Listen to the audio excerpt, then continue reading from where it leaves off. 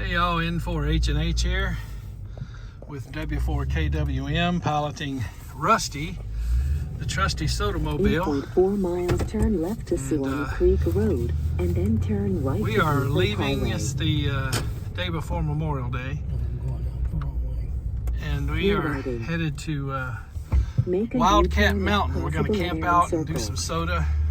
Actually, I think we're going to do SOTA and then camp out. Hey y'all, N4H here. Well, a lot of time has elapsed since that last video clip.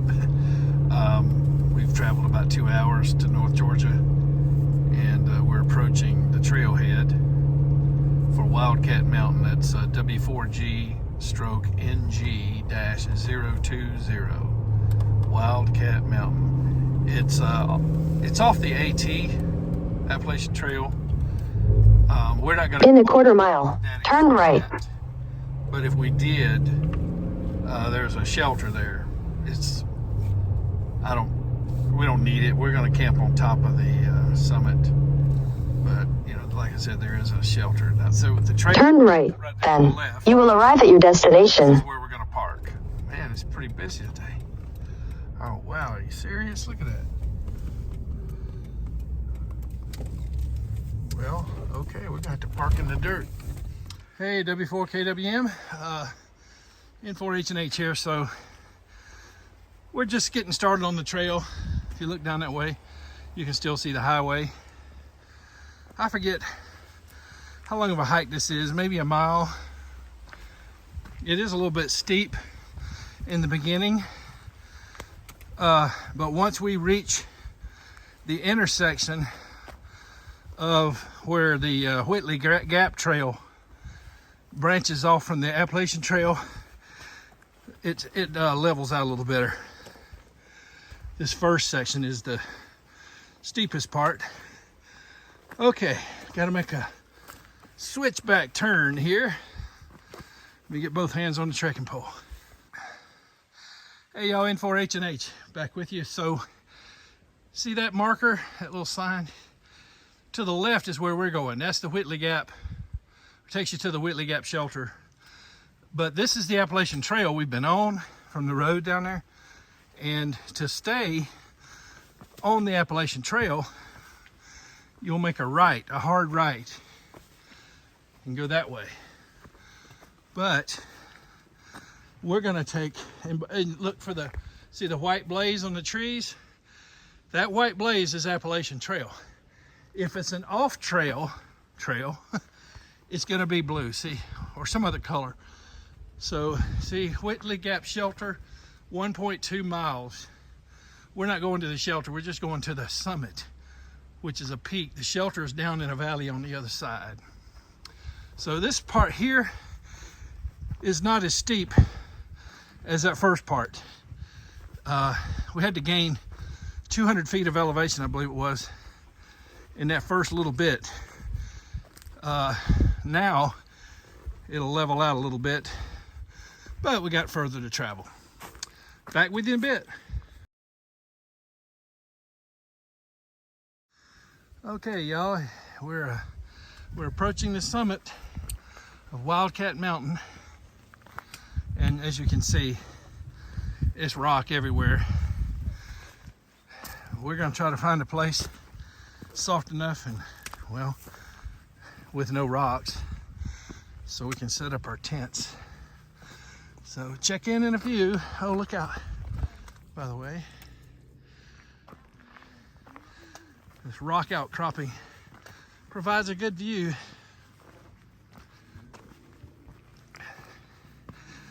All right, I'll check in with you later.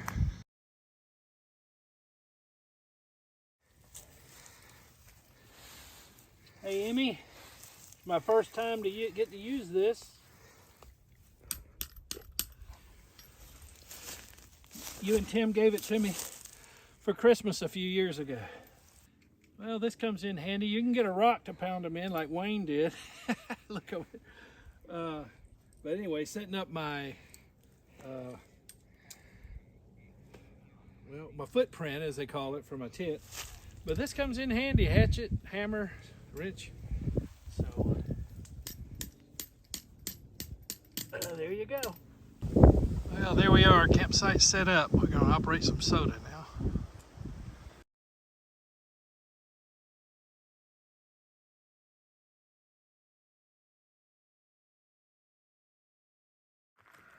Okay, so we're gonna start calling SOTA. I'm gonna work VHF first. Wayne's over here with his FT-891. It's W4KWM. He's gonna call CQ on 40 meters. There's his antenna. It's an aerial's aerial, as we call it, NY4G EFHW.com. He makes incredible portable in-fed half-wave antennas. Here's Wayne's carbon fiber mast.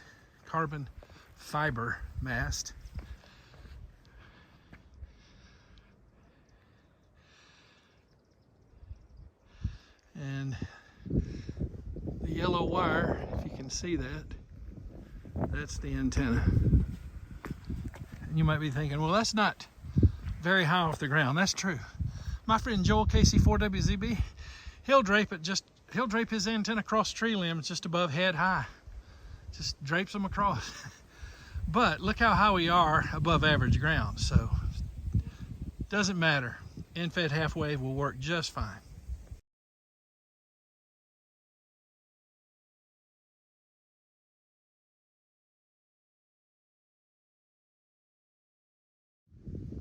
CQ SOTA, Whiskey 4, Kilo Whiskey Mike from Wildcat Mountain. CQ, any station, anywhere. We like to, it's a tradition for us from when Wayne was a tech, we like to get our first qualifying contacts on the HT. CQ, Whiskey 4, Kilo Whiskey Mike from Wildcat Mountain for summits on the air, any station, anywhere. And that's Wayne's new Kenwood HT. TH-K20A, I think. No, K20. K20, TH-K20, okay. Nice little radio.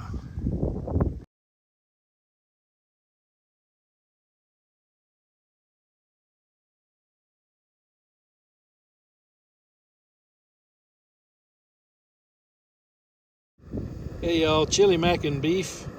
Well, let's see, chili mac with beef. That's what's for dinner. Got a little stove going, boiling my water.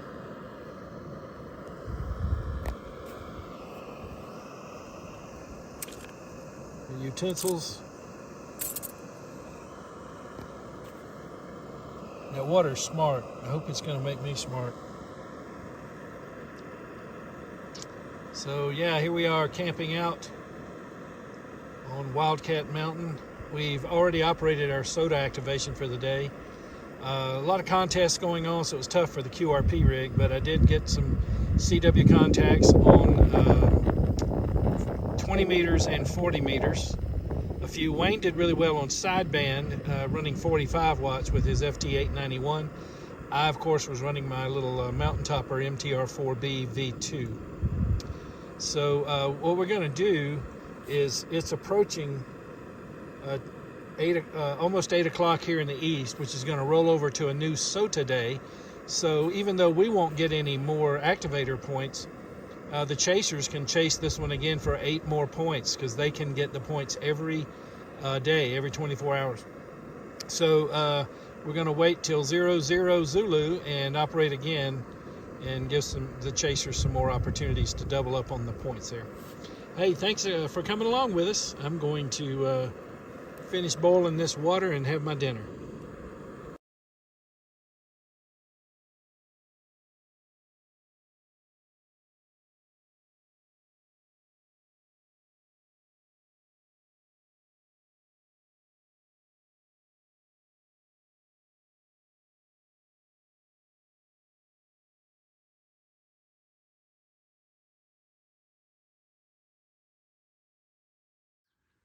Okay, y'all, it's morning. We left the antenna up overnight. See the mast down there, and there's the wire coming down here to the tracking pole that's holding the Unen transformer. Now this wire here is counterpoise. You really just, yeah, just throw it out there like Wayne did.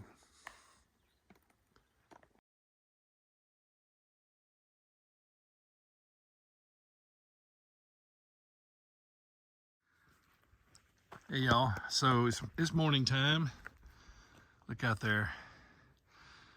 Earlier that mist, well, you saw it in the still shot. We thought it was going to creep in on us, but fortunately the sun is poking through over there and burning it off. So Wayne came over here. It's time to take down the antenna mast. That's the carbon fiber, right? Yeah, from SOTA beams. From SOTA beams.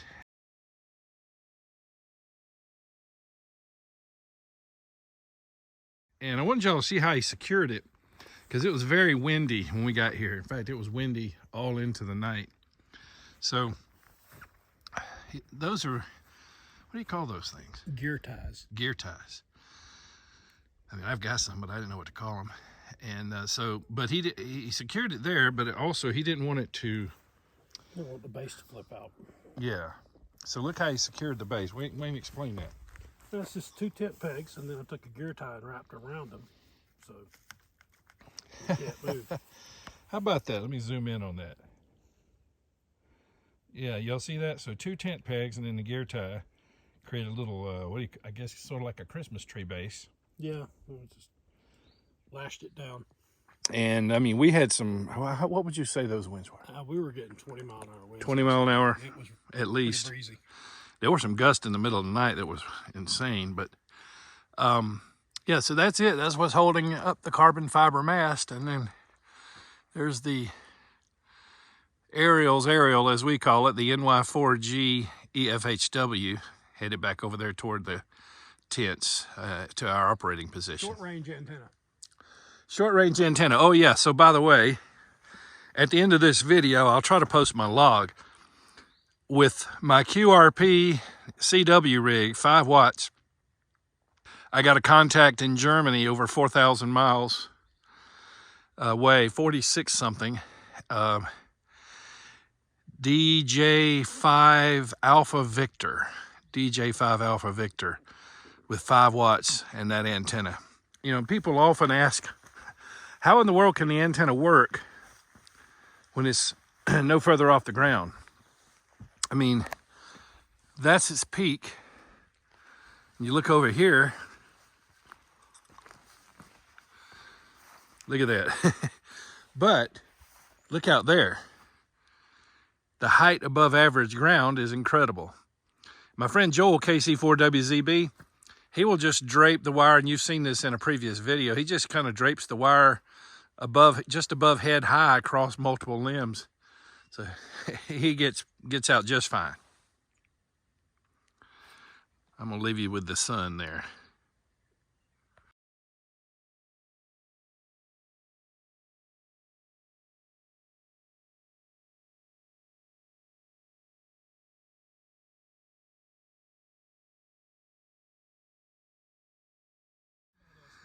Hey, y'all, we're breaking camp, but look at this, man. This cloud cover moved in. You can't even see the mountains out there.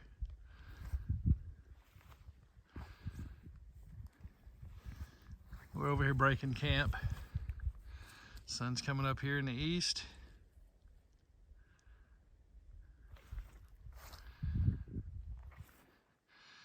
So we're about to head down from Wildcat Mountain. Thanks for coming along. Well, we're high enough up that the cloud cover, which you probably saw in one of those earlier photos, moved in on us. We were above it. Yeah, we were above it. Now we're down in it because we're descending the summit. So I don't know if it'll translate to the camera very well, but we're walking through the clouds.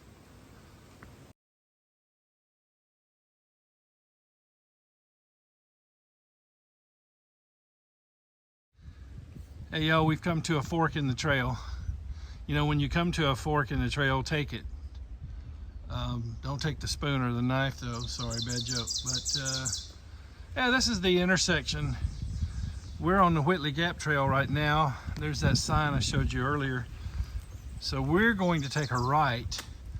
We're actually joining the Appalachian Trail at this point. And see the white blaze that's coming from that direction.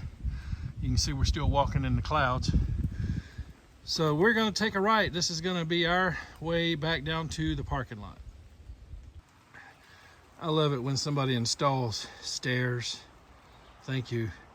I don't know if y'all can hear the traffic, but there's the road down there. Those stairs don't meet code. It's more than 18-inch. What?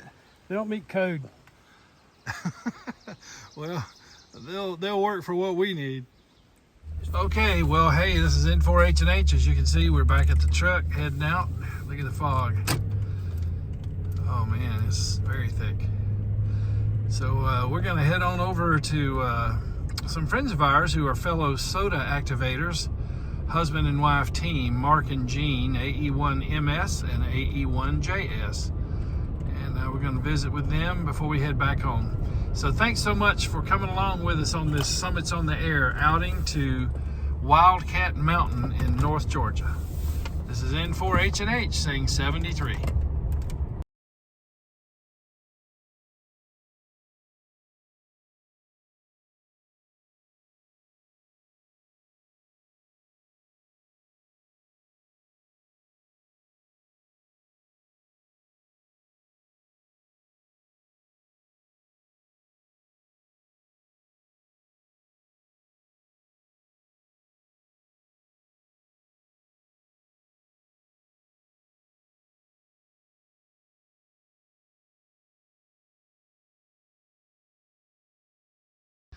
Hey, Mark and Jean, that's Hello. AE1JS on the left, AE1MS on the right. Prolific SOTA chasers and activators. And to top off our weekend here camping out and operating SOTA on Wildcat, we got to meet Mark and Jean. We've talked to them many, many times. So thanks for coming along with us. Appreciate you watching my channel. Thank you, Doug and Wayne. Glad you came by. 73 from N4H, AE1MS, AE1JS, and there's W4G KWM, and Rusty, the trusty SOTA mobile. Bye-bye.